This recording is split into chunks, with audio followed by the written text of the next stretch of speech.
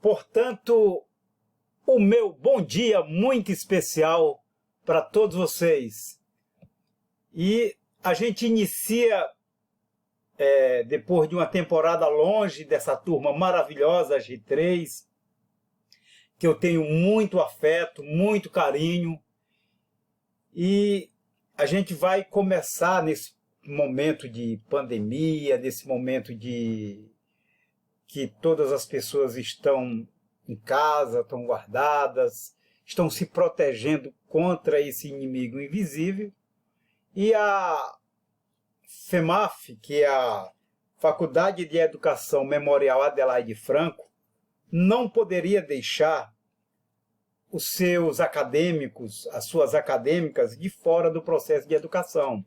Então, a nossa querida FEMAF, ela fez questão de buscar um meio para que esse meio fosse resolvido em relação à aplicação das aulas.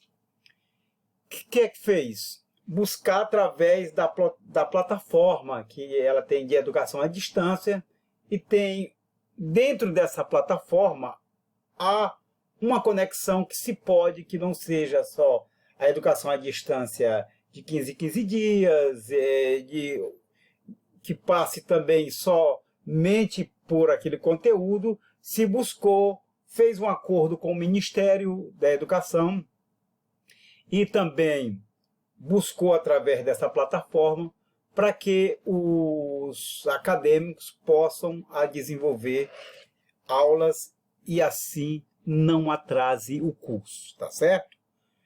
E, portanto, a gente vai discutir uma disciplina que tem muito a ver com pedagogia, políticas de planejamento, financiamento e avaliação educacional. É o que nós vamos discutir com cada um de vocês. Vamos buscar esse entendimento. E esse entendimento, ele será feito de uma maneira afável, de uma maneira agradável, para que o aluno, a aluna, para que o acadêmico e a acadêmica se sintam em casa, se sintam nesse diálogo aqui direto, olhando olho no olho, e essa responsabilidade social com a educação. E nesse momento, disse assim, muita gente com as outras turmas que a gente está aplicando, às vezes o aluno diz, professor, mas vai ser difícil o acesso, eu moro no interior. Não vai ter problema. As aulas que estamos repassando para vocês, são aulas leves, aulas, vídeo como esse. Agora pela manhã teremos 2 vídeos, um de 15 minutos e outro de mais 15 minutos com este mesmo assunto. Depois do vídeo, a gente vai aqui dentro da plataforma de educação à distância, vocês vão para um chat. O que é um chat? Nós vamos escrever lá, vocês vão lá, olha, eu entendi isso, professor da aula, a aula nos versou sobre isso, e nós estamos aqui querendo esse diálogo. Aí eu vou perguntando, vocês vão respondendo, vocês vão dizendo o que de fato estão entendendo da aula. E hoje é financiamento na educação no Brasil, o tema, ia quase esquecendo. Beber um pouquinho de água, tá bom? O financiamento da educação no Brasil. E com isso, essa disciplina Políticas de Planejamento, Financiamento e Avaliação Educacional, a gente vai começar a discutir isso de uma forma bem leve com vocês, como falei anteriormente. Essa forma leve faz com que cada um possa ter uma participação decisiva. E quando a gente sai daqui do primeiro vídeo, depois do segundo vídeo, aí a gente vem para o chat, aí a gente vai discutir aqui. Depois, dentro desse chat também, a gente vai passar lá na hora do chat, depois, um outro trabalho. Vai ter um outro trabalho para que a gente possa discutir. E essa turma é tão maravilhosa, assim como as outras turmas da FEMAF.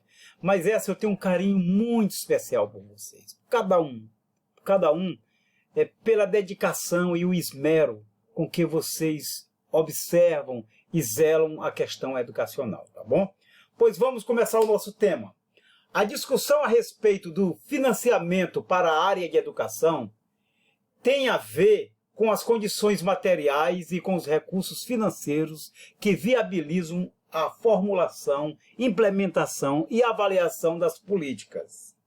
Visto pelo lado jurídico institucional, o estudo de financiamento implica a análise da esfera fiscal, cobrindo as características e o desenrolar histórico das principais fontes de financiamento tributário, assim como as contribuições sociais e demais fontes que destinam para a área. Então a gente vai entender como é que esse recurso chega na municipalidade, como é que esse recurso chega no Estado, como é que esse recurso ele se gera na União e como ele é distribuído. E assim vocês, futuros e grandes pedagogos, vão passar a entender desse recurso. É evidente que em outra disciplina a gente já falou que todo recurso é gerado no município, que depois vai para a União e a União nos devolve.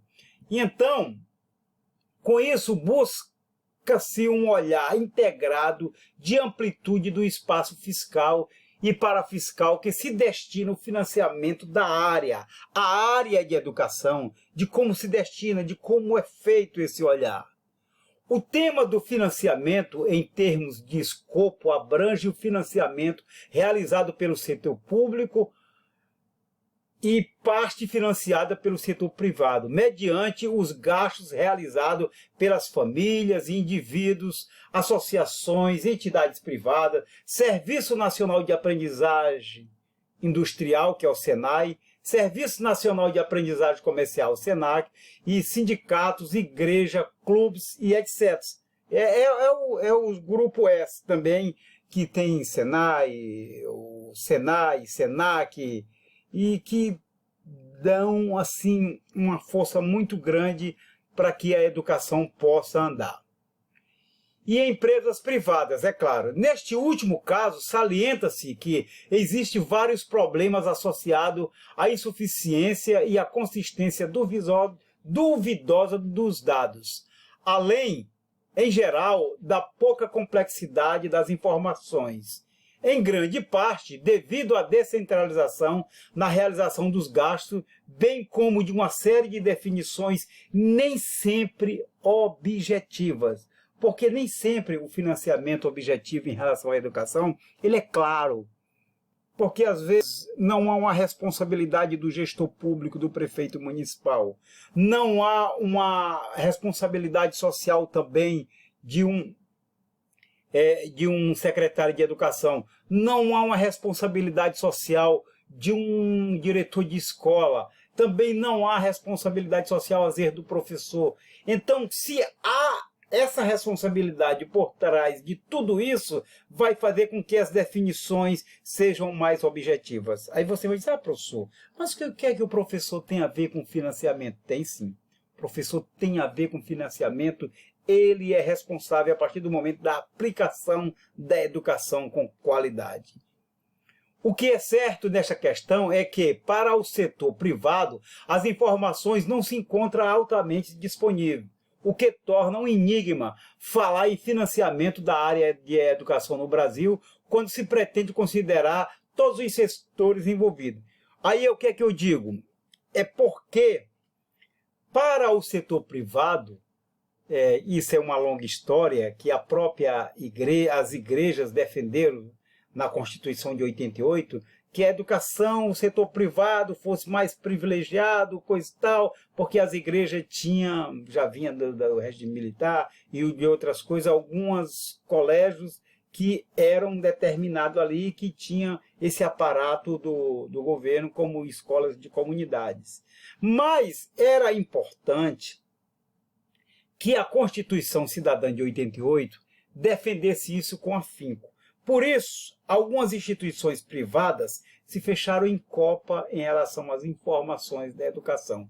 Coisa bem diferente da nossa querida FEMAF, coisa bem diferente da nossa querida FEMAF, que é a Faculdade de Educação Memorial Adelaide Franco, que abre as portas da sua instituição, que discute com sua comunidade, que realiza grandes seminários, que debate com seus alunos, que chama os seus professores para responsabilidade, aí é um caso à parte. Como tem outros colégios também que tem casos à parte também, e outras instituições em relação às informações do setor privado.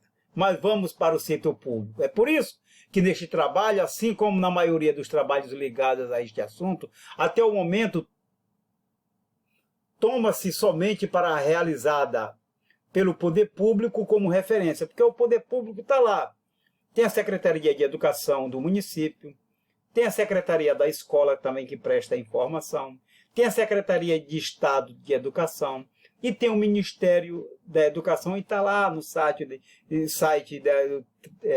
da transparência, e todas as pessoas têm acesso para saber o que se gasta em educação. O que é justo, o cidadão tem que saber quanto se gasta na educação. No setor público, a Constituição Federal de 1988 e a Lei de Diretrizes e Bases da Educação Nacional, LDB, de 1996, atribuíram à União, aos estados, ao Distrito Federal e aos municípios a responsabilidade pela administração do sistema educacional brasileiro, consagrando a existência dos 3 sistemas de ensino público, tendo como fundamento o regime de colaboração entre as instâncias federadas, entre as 3 instâncias, a municipal, a estadual e a federal, que é a União. Cada instância de poder tem, assim, um sistema de ensino para manter e expandir, acarretando gastos, bem como mecanismos e fontes de recursos para o seu financiamento. Então, o financiamento do ensino público. Quem é que banca o ensino público? Sou eu, é você, é o professor, é o diretor, é alguém que compra pão, é alguém que compra cheiro verde, é alguém que dá o seu suor, é que banca a educação no Brasil. O presente texto centra-se nas características e no desenvolvimento histórico dessa parte constituinte da política educacional e refere-se ao financiamento público, à área apresentando os principais aspectos da estrutura do financiamento, ao começar pelo esclarecimento das responsabilidades de cada esfera pública no financiamento. Estamos quase chegando ao final da nossa primeira aula, né? Do nosso primeiro vídeo. Em seguida, são apresentadas as principais fontes de recursos, buscando identificar o papel de cada fonte, seus aspectos históricos e principais marcos jurídicos e institucionais. A gente vai discutindo isso pouco a pouco e vocês vão entender como é que funciona. A estrutura e financiamento da educação.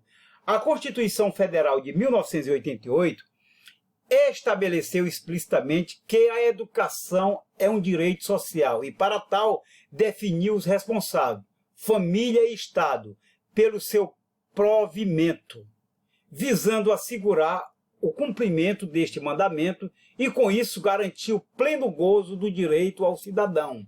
Estabeleceu as fontes de financiamento que gerariam recursos que o Estado disporia para bancar os seus gastos. Tá certo? Já a LDB, promulgada em 1996, vinculou explicitamente a educação ao mundo do trabalho, e a prática social, e também se preocupou em estabelecer fontes de financiamento para os gastos educacionais. Nós estamos chegando quase ao final do primeiro vídeo e a gente vai segurar justamente porque que a LDB foi justamente nesse foco bem aí, que em 1996, quando ela foi promulgada, colocou a educação ao mundo do trabalho. A gente vai dizer por que ela se estabeleceu